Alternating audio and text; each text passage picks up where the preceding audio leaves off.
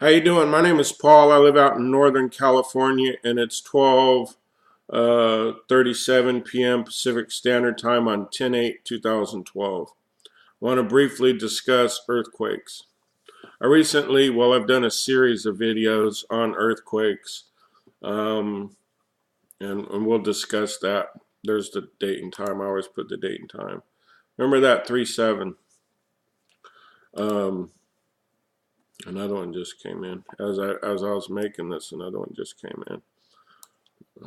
They're just in various places. This one right here gets some commonly. Where is this? Northeast. Okay, that's what I thought. I'm just trying to track a pattern on these. Now watch. This is last night when I saw this one 6.0. I knew something was going on with what they call that. I made a video called the seismic shift on a strike plate or something like that. I'd have to go get the exact terms, but this 3.3 came in. It made the news locally here. It was felt in Sacramento.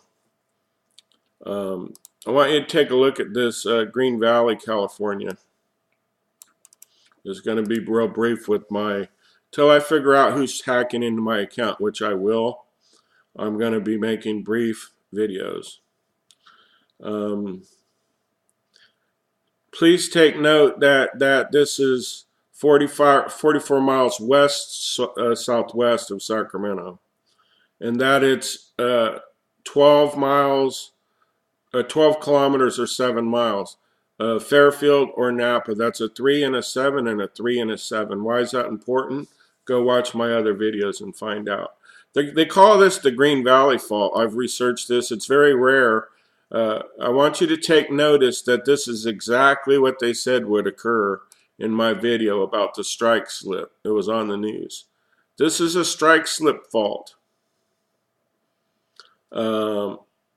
This is very serious because I want you to just take a look at the last three. I only monitor 2.5 and above.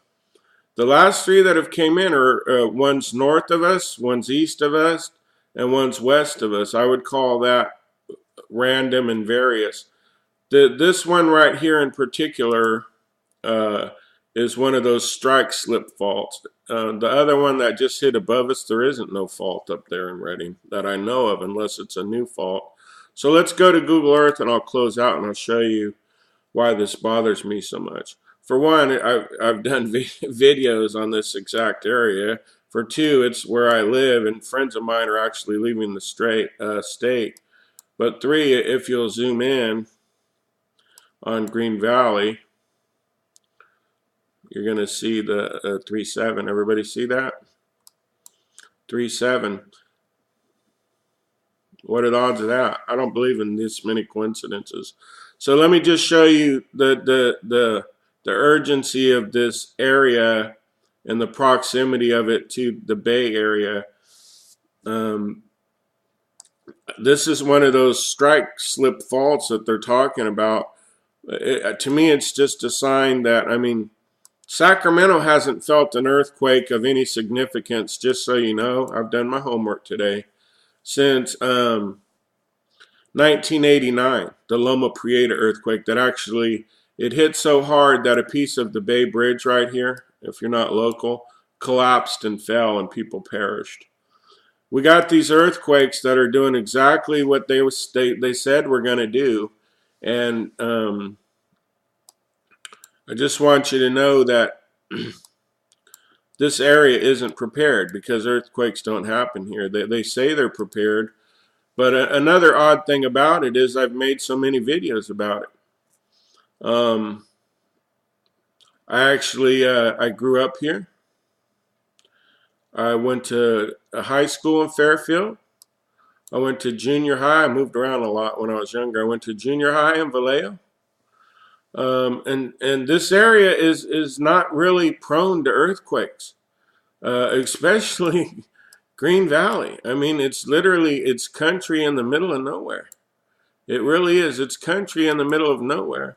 It's 5 minutes. I mean, it's grown since I lived there, but it's not It's not normal for this to get hit with an earthquake that makes the news.